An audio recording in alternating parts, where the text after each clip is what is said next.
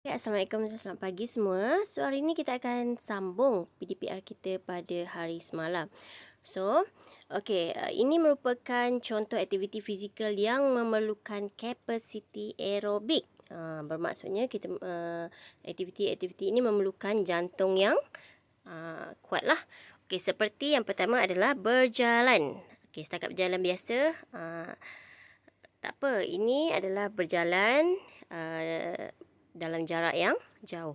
Okey, yang kedua adalah berjoging. Okey, untuk berjoging kita perlukan kapasiti aerobik yang tinggi, dan seterusnya adalah berenang.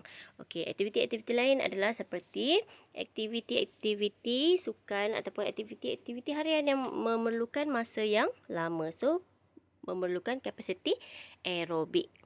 Okey, seterusnya kita pergi kepada cara mengira menggunakan formula Carbonen. Okey.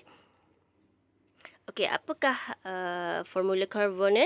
Okey, formula Carbonen ialah formula yang dapat membantu anda menentukan zon latihan. So, kita nak buat latihan untuk memastikan latihan kita itu berkesan, kita perlu mengira menentukan kadar nadi latihan.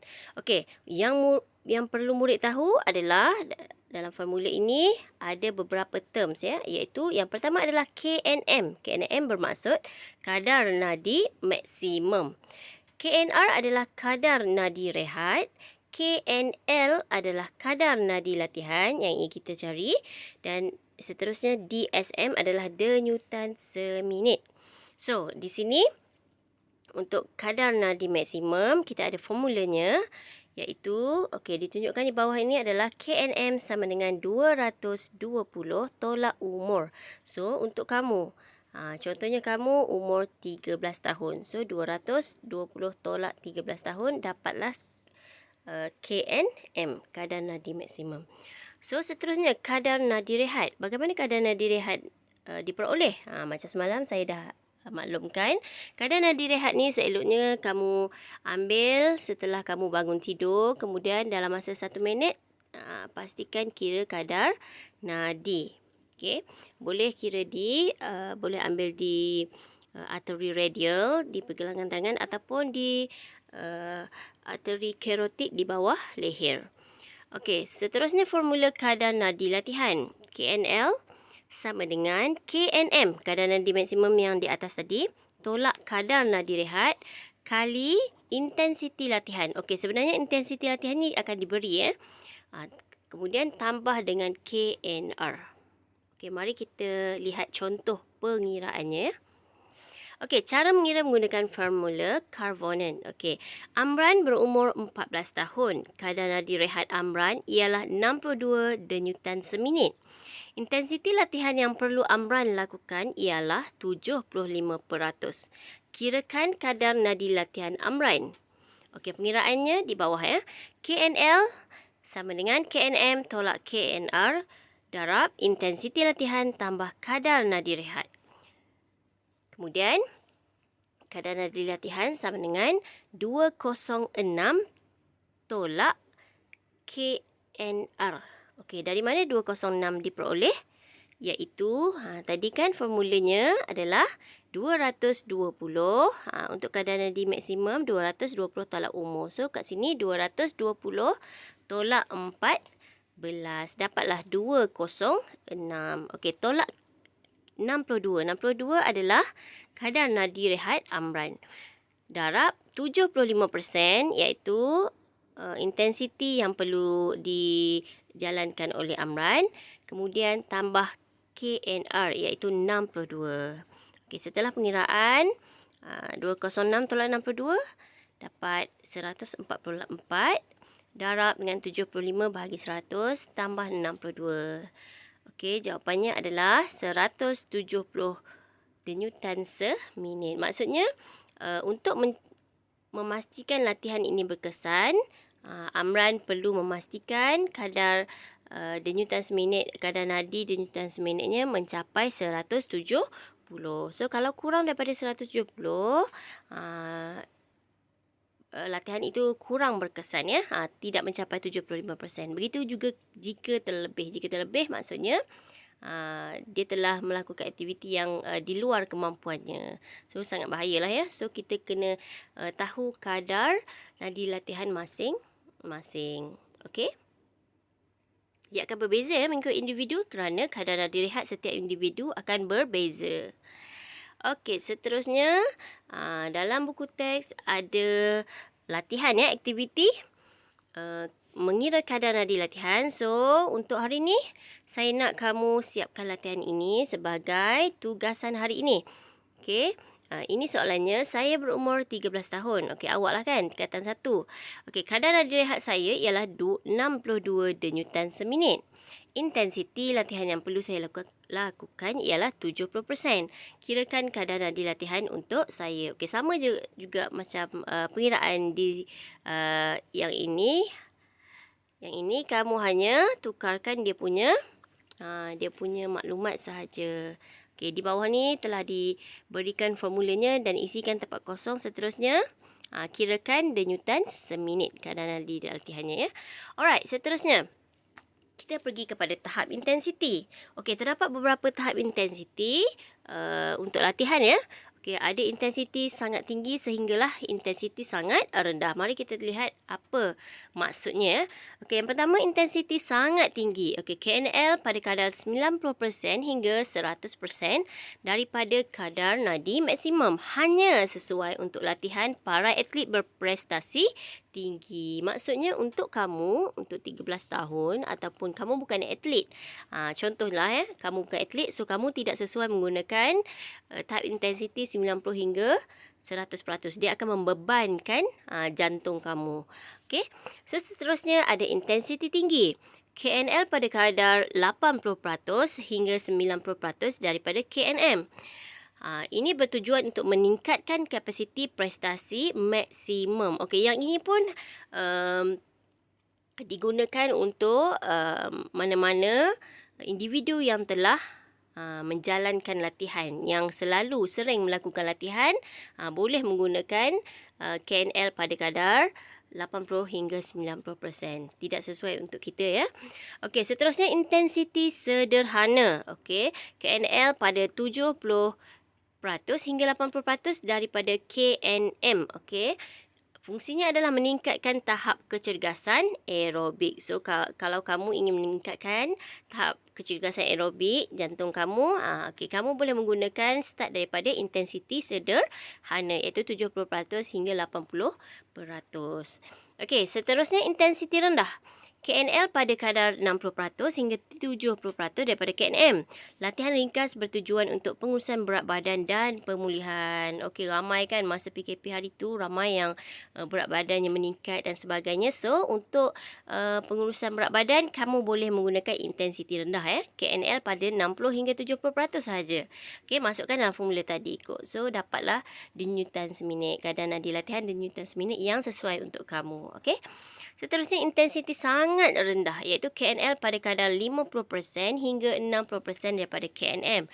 Sesuai untuk individu yang baru melakukan latihan fizikal. Contohnya kamu memang tak pernah melakukan aktiviti fizikal tetapi baru saja nak mula. So kamu boleh menggunakan KNL pada intensiti sangat rendah ini 50 hingga 60%. Kemudian kalau dah adapt, kamu boleh tingkatkan lagi guna intensiti rendah pula. Okey, kemudian tingkatkan sampai intensiti sederhana untuk memastikan latihan itu berkesan. Okey, dan ada peningkatan kapasiti aerobik.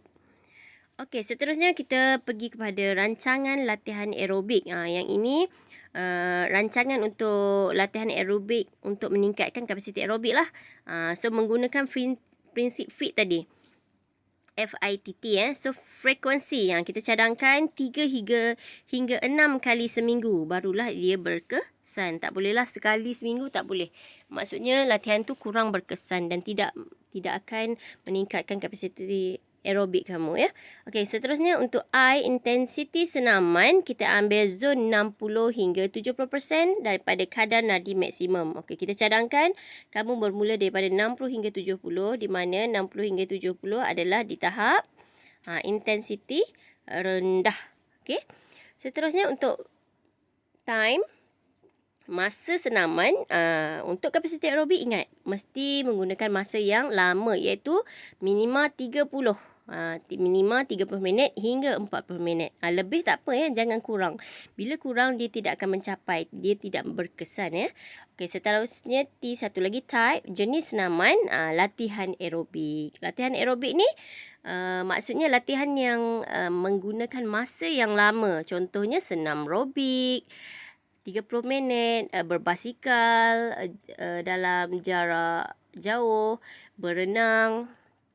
Berenang biasa lama kan? Berenang, kemudian skipping dan sebagainya. Dengan syarat latihan tersebut menggunakan masa yang lama, tempoh masa yang lama tetapi tidak letih. Maksudnya dia punya intensiti dia rendah saja. Dia punya kesukaran dia rendah. Okey?